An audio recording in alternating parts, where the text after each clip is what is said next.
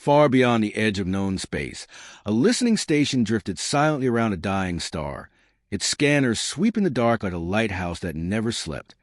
And for centuries it heard nothing but empty static, until one night a faint pulse broke through the silence, a signal so old and so weak that the machines almost discarded it as noise.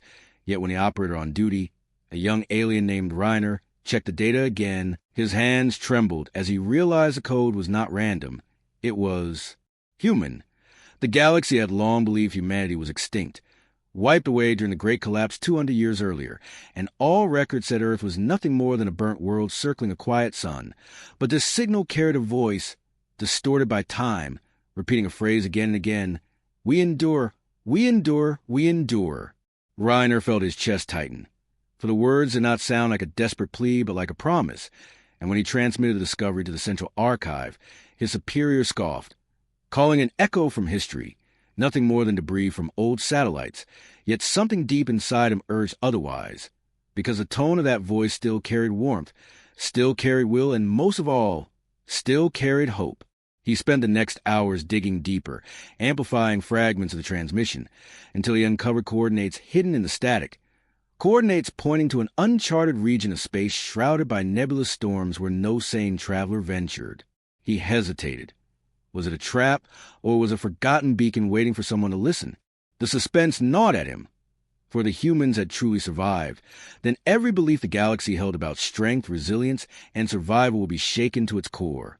Alone in the dim light of the station, Reiner imagined them. Creatures of flesh and fragile bone who refused to vanish, who had once risen from a single planet to challenge empires far older than themselves. He felt both fear and awe, because if humans had hidden all this time, silently preparing, then what would happen when they returned? He replayed the signal once more, hearing the human voice whisper across centuries, and though his mind told him to ignore it, his heart knew the galaxy was about to change forever. Reiner could not let go of the signal. It played in his mind like an unanswered question, and though his superiors had dismissed it, he found himself drawn back to the console again and again, staring at the faint traces in the data, as if they were alive, because there was something strange about the human voice. It did not fade like other old transmissions, but seemed to grow clearer the longer he listened, as if someone or something still kept it alive, and that thought filled him with both fear and fascination. He was not supposed to feel this way. His people valued order, logic, and obedience. Yet here he was, sitting alone at midnight hours, risking his career for a whisper that refused to die, and the more he studied it, the more questions rose inside him. Why would the humans, if truly gone, leave behind such a signal hidden in the folds of static? Why hide coordinates in a place where storms ripped apart ships? And above all, why repeat only those words, "We endure," words that sounded less like a farewell and more like a challenge? He began to imagine scenes he had only read in history records. Humans standing in ruined cities, building again despite the ashes. Humans fighting wars against enemies far stronger, yet refusing to surrender. Humans pushing into space with nothing but fragile machines and stubborn hope. The galaxy had called them reckless, unpredictable, even dangerous. But Reiner wondered if it was not recklessness at all, if it was instead a kind of courage that others could never understand. He spent days secretly mapping the coordinates, watching how the storms around the nebula shifted like giant living walls, opening narrow windows of safe passage, and then closing again without warning. Few pilots would dare such a route, yet the signal pulsed steadily from the heart, as though daring someone come find it. His colleagues noticed his distraction and teased him, calling him Ghost Hunter, but he did not care.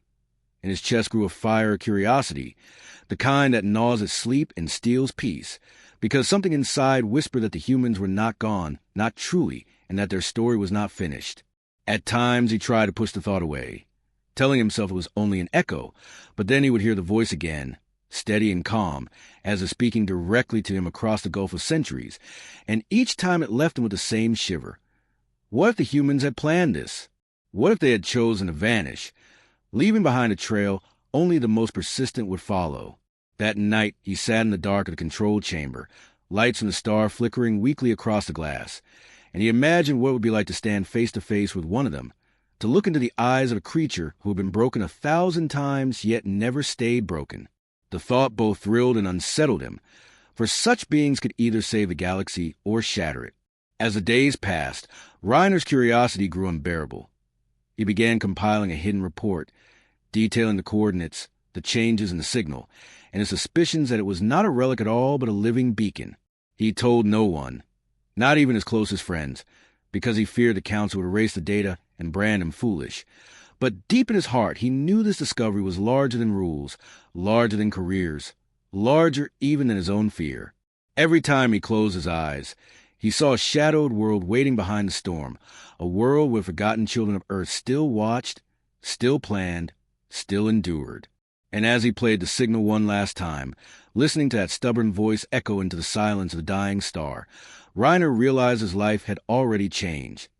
He could never go back to being a silent watcher, because the humans had touched him without ever meeting him, and now his only thought was how far he was willing to go to find the truth. Reiner's hidden report did not remain hidden for long, because secrets rarely stayed buried in a place where hundreds of eyes watched the same sky, and when the council finally uncovered his data, they reacted with swift denial, declaring that it let human myths cloud his judgment. Yet instead of erasing the signal as he feared, they seized it and began their own deeper scans, and soon the truth became impossible to dismiss, for the signal was no relic. It was active, still pulsing from within the storm, still calling anyone brave enough to follow.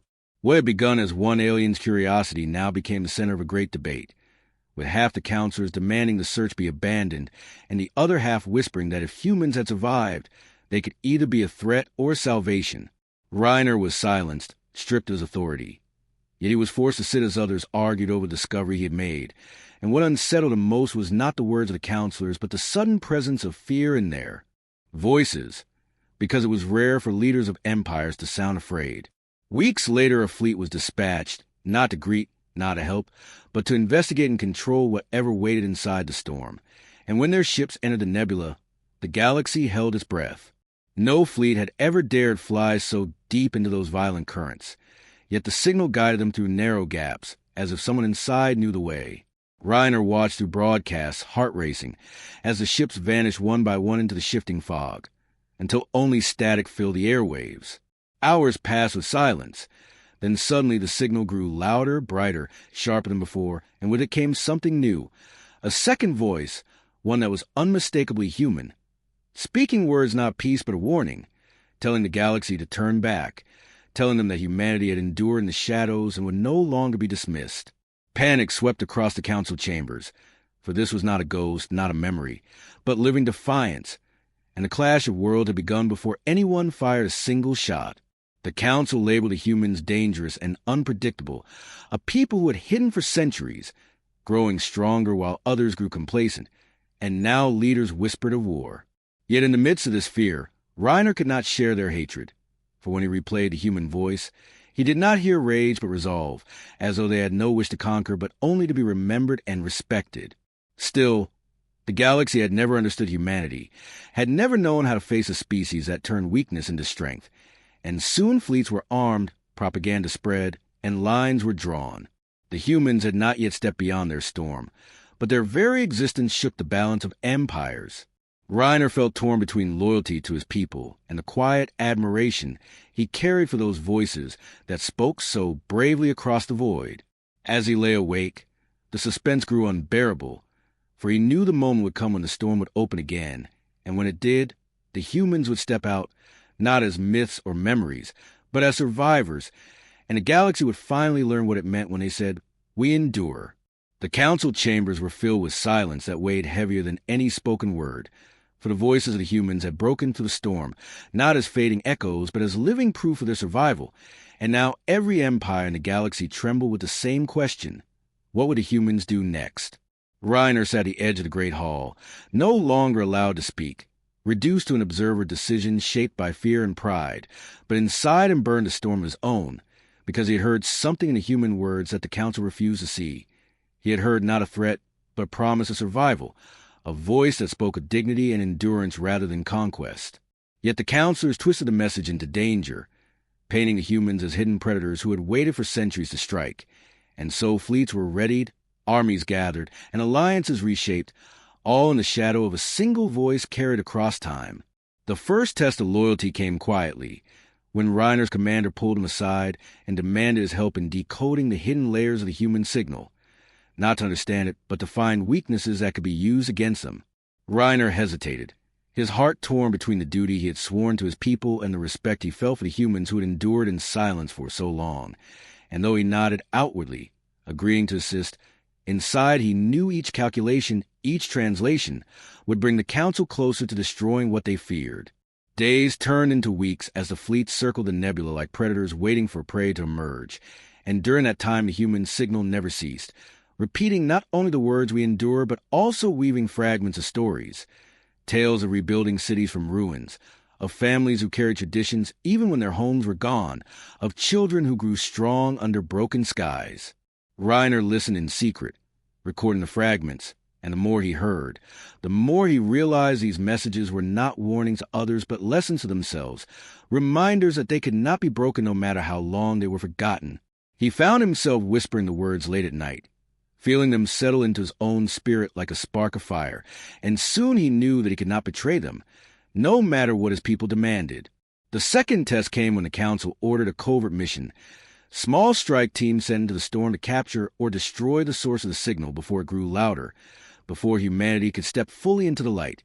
And though the mission was cloaked in secrecy, Reiner was chosen as one of the navigators, because he was the only one who had studied the storm long enough to find paths through its violent shifts. On the day of departure, as the sleek ships lined up at the edge of the nebula, his chest ached with the weight of choice. If he guided them true, the strike teams would reach the humans and possibly erase them forever, but if he faltered, his own people would perish in the storm's wrath, and his name would be cursed as a traitor. Suspense twisted every breath as he took his seat at the console, the eyes of soldiers fixed on him, their weapons gleaming in the cold light of the bridge. The ship slipped forward, swallowed by clouds of fire and shadow, and the storm raged like a living beast, hurling waves of energy that could tear steel apart. Reiner's hands moved across the controls, plotting routes, but inside his mind he wrestled with a question larger than himself. Was loyalty to a council worth more than loyalty to truth? His people had always taught that obedience was strength, yet he had seen another kind of strength in the human voices, the strength of choice, of defiance, of standing even when the world demanded you kneel. As the storm closed around them, he realized his heart had already chosen. Instead of guiding the ships toward the hidden beacon, he led them into safer currents that circled endlessly, paths that looked promising yet never reached the heart of the storm. Hours passed, then days, as the soldiers grew restless, unaware they were trapped in a labyrinth of his making. He bought time, hoping, praying that the humans would notice and act before his deception was uncovered. And indeed they did. One by one, human signals flickered across their channels, not in words but in strange harmonies of sound that steadied the storm around their ships, as though the humans themselves commanded the chaos of the nebula. The alien soldiers panicked, claiming sorcery, but Reiner felt wonder because it meant the humans had not only survived in the storm, they had learned to live with it, to bend its fury into a shield. Then came the moment that sealed his fate. The humans sent a clear transmission, no longer whispers but a voice firm and calm, addressing him by name. They thanked him for his choice, for giving them time, and told him that loyalty was not measured by blood or law but by the courage to stand for what was right. His crew stared at him in shock, realizing he had betrayed the mission, and weapons turned toward him. But before they could fire, the storm surged and the humans revealed themselves. Out of the mist rose ships unlike any the galaxy had seen, sleek yet scarred, glowing with strange energy, built not for conquest but for survival, each hull marked by centuries of storms endured. They surrounded the strike teams, not with violence but with calm, forcing surrender without a single shot. Reiner was taken by his own people as a traitor, bound in chains of light. Yet as he was dragged away he felt no fear, only a deep calm, because he knew he had chosen the harder path, the human path, the path of loyalty not to power but to truth. The council raged, condemning him, declaring him corrupted by human lies. Yet whispers spread among the soldiers who had seen the human ships, whispers that grew stronger with each retelling. They spoke not of monsters or predators, but of survivors, of a people who had endured storms that no empire could master. And in those whispers, Reiner's choice began to take root. Even in chains, he could feel it. The galaxy itself was beginning to shift, drawn into the gravity of humanity's return. The test of loyalty had not ended with him. It had only begun, and soon every world would face the same choice he had faced, the choice to obey fear or to embrace the strange, stubborn truth that no matter the odds, humanity endured. The galaxy held its breath in the days after the storm revealed its secret. For the humans had stepped out of shadow not with fire or fury, but with calm precision, surrounding the strike teams and then letting them go unharmed, an act that confused the empires more than open battle ever could, because it was not the way of conquerors but the way of a people who had nothing left to prove. And yet the very choice to show mercy unsettled leaders who thrived on control, for mercy was power in its own right. Reiner, bound in chains and branded as a traitor, was carried back to the Council's homeworld to face judgment, but in the hearts of those who had seen the human ships firsthand, doubt had already begun to grow like cracks in stone, and whispers of what they had witnessed spread faster than the Council could silence. The humans had survived, yes, but more than that, they had chosen to stay hidden until the galaxy forced them to reveal themselves, and now every empire wondered what else they had chosen, what else they were capable of, and what they truly wanted. Reiner, though trapped in a cold cell, found himself repeating the human words, "We endure," and the more he thought on them, the more he understood that the humans were not returning to rule or to bow, but to remind the galaxy that survival itself was a form of defiance. The suspense built each day as fleets gathered near the storm, too afraid to enter yet too proud to retreat, and every time a human sent a new signal, calm, steady, unwavering, the tension rose higher until it felt as though the entire galaxy stood at the edge of a cliff, waiting to see if they would fall into war or into something far greater. The true test came when a delegation of humans finally crossed the border, stepping into open space for the first time in centuries, and to everyone's shock, they were not armored warriors or tower machines, but ordinary men and women carrying the marks of struggle on their faces, eyes hardened by storms, yet softened by something deeper, something many have forgotten, compassion. They asked not for surrender, not for tribute, but for recognition, to be seen not as ghosts or threats, but as a people who had earned their place through endurance. The Council refused, declaring the humans liars who plotted in secret, and they ordered Reiner to publicly denounce him as part of his trial, a final humiliation before his execution. But when Reiner was dragged into the grand chamber, chains heavy on his arms, and the humans stood across from him, he saw in their eyes the same fire that had pulled him into this path from the very beginning, and he knew that his choice had already been made long before. He lifted his head, defied the Council, and spoke not words of betrayal but words of truth, telling the chamber that the humans had endured storms no empire could master, that their survival was not a threat but a lesson, and that to deny them was to deny the very spirit that bound all life together. Gasps filled the hall. Soldiers reached for weapons. But before the Council could silence him, the humans stepped forward and spoke as well, not in anger but in calm defiance, declaring that they would not leave, that they would stay among the stars whether accepted or not, because it had already paid the price of survival, and no decree could erase it. Suspense hung like a blade in the chamber as the Council debated whether to strike then and there, yet hesitation spread like wildfire among the guards, for many of them had seen the human mercy in the storm, and many had heard the whispers Reiner had planted. When the moment came for execution, the guards faltered and the chains were broken not by force but by refusal, by the simple act of choosing not to obey. Reiner stood free, stunned by the quiet rebellion that spread to the ranks, and in that moment he understood the depth of the human choice. They had not come to conquer worlds. They had come to change hearts, to make others see the strength in staying true even when the whole galaxy demanded surrender. And slowly, one empire after another began to reconsider, not out of fear but out of awe. For here was a people who could have destroyed the strike teams but instead chose mercy, who could have demanded thrones but instead asked only to stand as equals, who could have hidden forever but instead chose to stay. The Council fractured under the weight of its own fear, and though some still cried for war, their voices were drowned out by the rising tide of support for humanity's return. Delegates, soldiers, even citizens began to ask themselves the same question Reiner had faced. Where did loyalty truly lie? With power built on fear, or with endurance built on truth? In the days that followed, the humans walked freely among the stars once more, their ships gliding beside fleets that had once been sworn enemies, and though distrust lingered, so too did respect. Reiner stood at their side, no longer a prisoner but a bridge between two worlds, And as he gazed at the vastness of space, he felt a quiet certainty that the galaxy had entered a new age, one not defined by who ruled, but by who endured. The humans had made their choice. They had chosen to stay, to claim their place not through conquest or fear, but through the simple, unshakable truth that survival was victory, and in that choice lay the beginning of something far greater than any council could command. And as the stars watched in silence, the words that carried through centuries finally became more than a signal, more than a whisper. They became reality, for the humans had returned, and they endured, not hidden, not forgotten, but alive and unyielding in the heart of the galaxy.